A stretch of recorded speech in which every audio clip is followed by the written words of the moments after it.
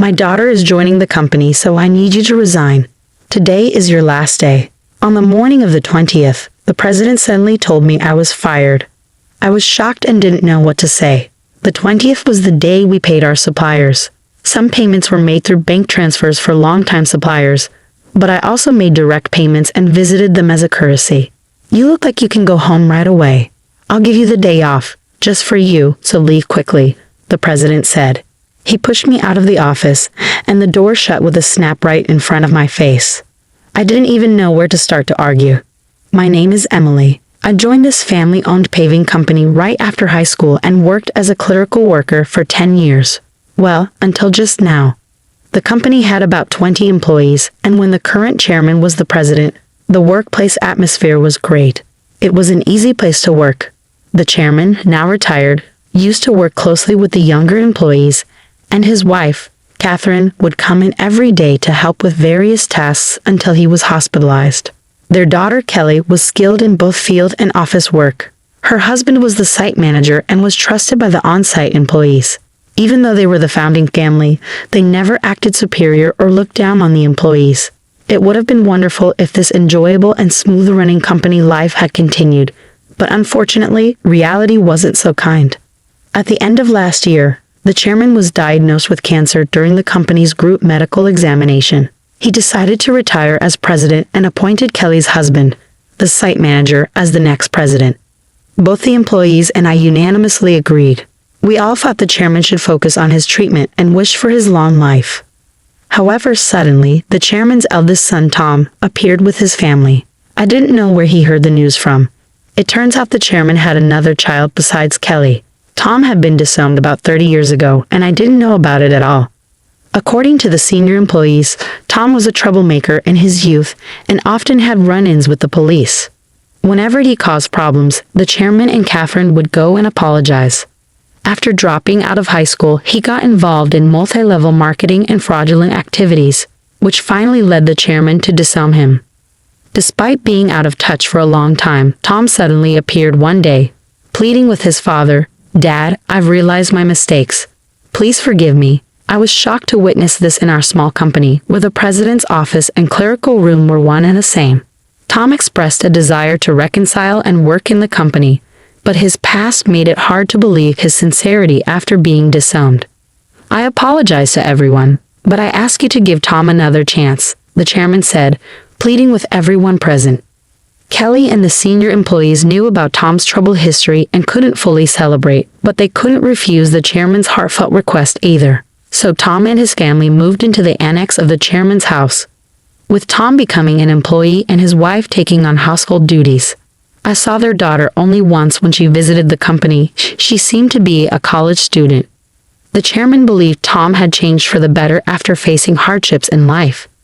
Catherine was overjoyed that Tom had returned with his family, talking about rebuilding the company together. However, soon after, a problem emerged. Tom insisted on something. "I'm the eldest son, so I should be the next president," declared Tom, straining his relationship with Kelly and the site manager. Despite pretending to work diligently in front of the chairman, Tom actually did very little. He frequently made demeaning remarks like, "Physical labor is for the workers, and you're all just worker ants, work silently." Naturally, his behavior quickly made him unpopular with everyone. Some of the younger employees even went directly to the chairman, saying, "I can't work under these conditions." However, both the chairman and Catherine pleaded with everyone, saying, "We will talk to Tom about this. Please try to see the bigger picture." Then, due to stress or other reasons, the chairman's cancer suddenly worsened and he was hospitalized 3 months ago. Tom declared, "I am the president."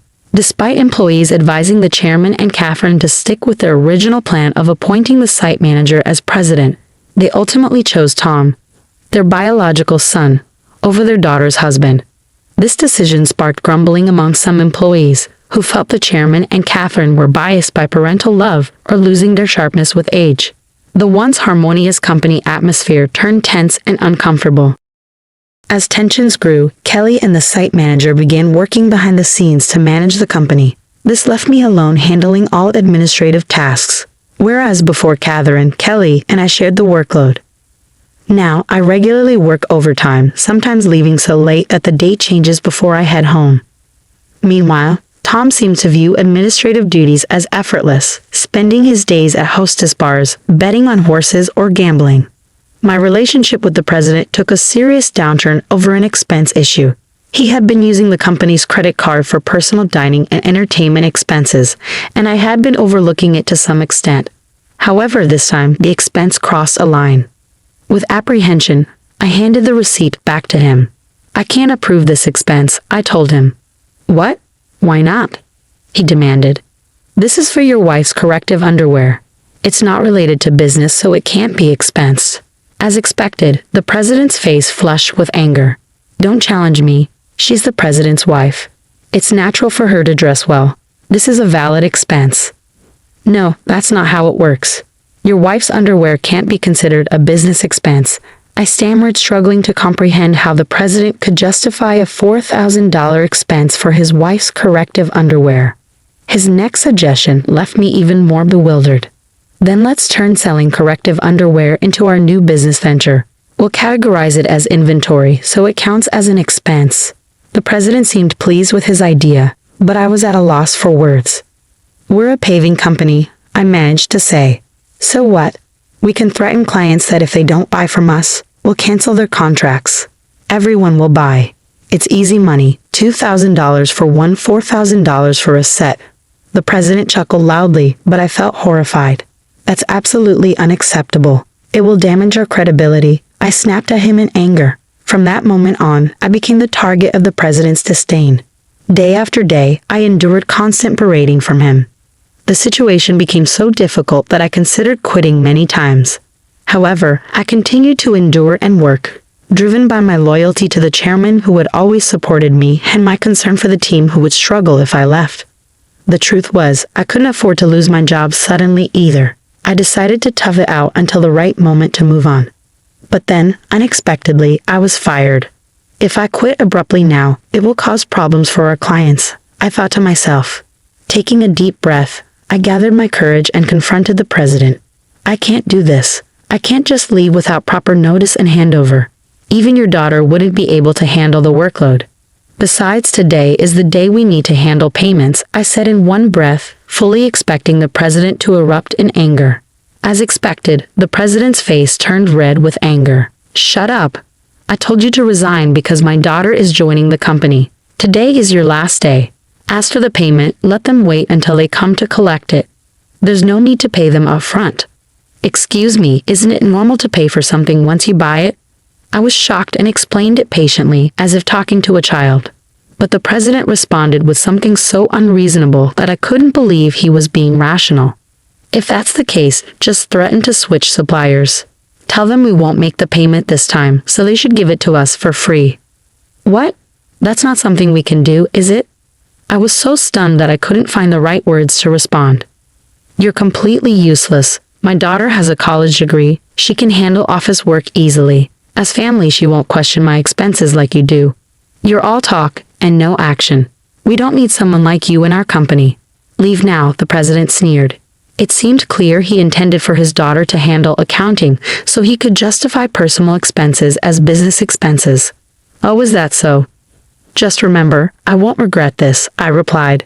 Words were futile at this point. My patience had worn thin. I quickly gathered my belongings and left the company, feeling sorry for our clients.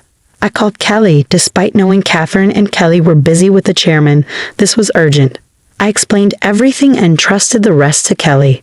Once I left the company, I suddenly found myself with nothing to do. Being fired without notice clearly violated labor standards laws.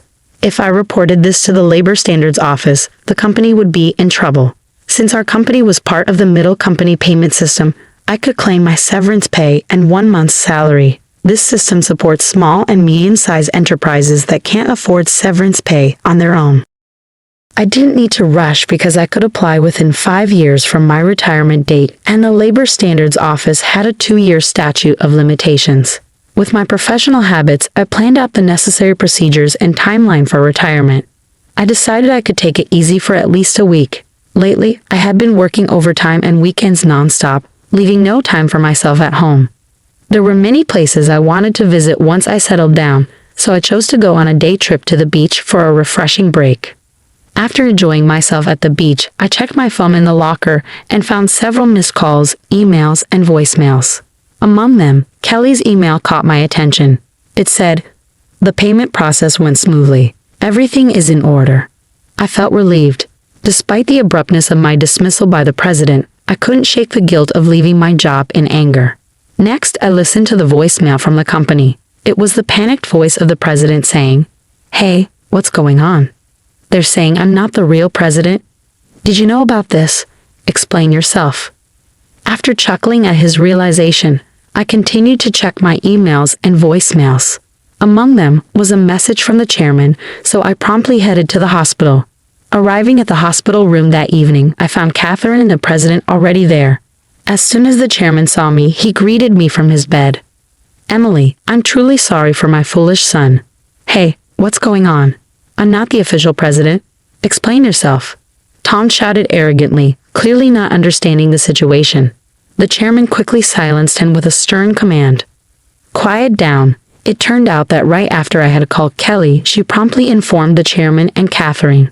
Upon receiving the news, the chairman immediately contacted Tom, who was acting as president, and asked, "Do you really not know anything? So what's the truth?" I calmly explained to the president, who was still shouting in confusion. "Essentially, Tom, you didn't have any legal authority. Your role as president was just a title. It might seem confusing, but in business terms, president is a position within the company and doesn't hold legal standing like a representative director does. The representative director is the one legally responsible for the company's actions externally. It's a different and more formal role that requires specific legal procedures to change." I continued, "While the title of president can be changed informally within the company, altering the representative director involves complex legal processes.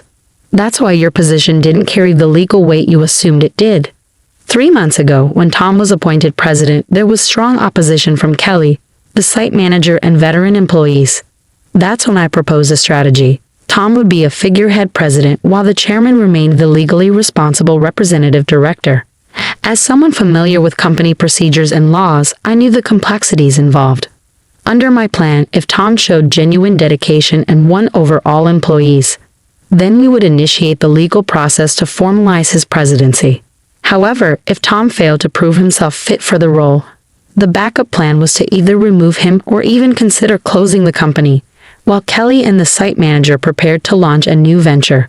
Kelly doubted Tom's ability to change. The chairman and Catherine continued to believe in Tom until he unfairly dismissed me, which seemed to awaken them to his shortcomings. "If you want to be a leader, learn and take care of your employees. I've told you this many times," the chairman emphasized. Tom retorted, "It's not a big deal, right? Can't we just handle the procedures now?" "No, it's not possible," the chairman explained. "Our company offers stocks to employees who want them, and many of them own shares. Emily owns 10%, making her a major shareholder. We can't disregard her views, and other shareholders won't support you either." As the president began to understand the gravity of the situation, his face paled. "What? I don't have any shares." "None. I plan to pass on my shares to you once you prove yourself as president. I'm deeply disappointed in you. Were you only interested in my wealth, thinking I didn't have much time left?" The chairman slumped in despair, and Catherine remained silent, visibly upset. Defiantly, the president responded, "Well, I'm the eldest son. What's wrong with taking what's rightfully mine? The company belongs to me. I can't forgive you anymore. The chairman bears full responsibility as the representative director of this company. Moreover, I'm a shareholder. I have the right to call for a shareholders meeting and propose your removal," I asserted firmly. The president's face drained of color as he grasped the implication of removal. "You mean I could be fired? Dan, you were just a clerk." "Tom, Emily is right. At this point, no one will support you. Emily was the only one who spoke up to give you a chance," Catherine interjected. Then Catherine turned to me. "Emily, I owe you a sincere apology. I regret causing you trouble because of my love for my son. Please tell me what you'd like to do." I confronted the president directly.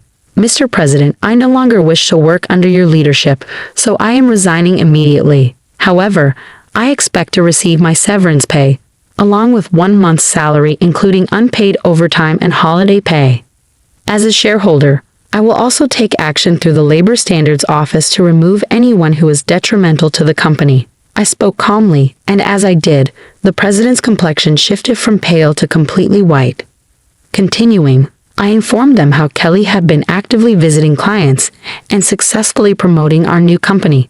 Many clients had already decided to switch from our current company to the new one, and most of our employees were planning to follow suit. That's impossible. I'll sue you, the president threatened, his voice cracking. But the chairman intervened firmly. I am the representative director. You have no such authority. The president collapsed to his knees, and I felt a mix of emotions: regret, disappointment, and a sense of closure. Mr. President, it's unfortunate it had to end this way. If you had changed your approach upon returning, things might have been different.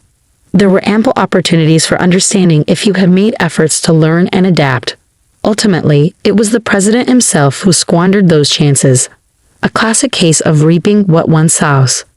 In the aftermath, the chairman decided to shut down the company, leaving Tom unemployed. The president's wife attempted to sell corrective underwear, but it didn't succeed. They faced legal issues for aggressive sales tactics and were eventually arrested for involvement in a pyramid scheme. When Kelly returned to her parents' home, she found boxes of unsold underwear left behind. As for the daughter, she found employment elsewhere, although the specifics are unknown. I now work happily at Kelly's and the site manager's new company. I cherish my relationships with others and strive to live authentically each day.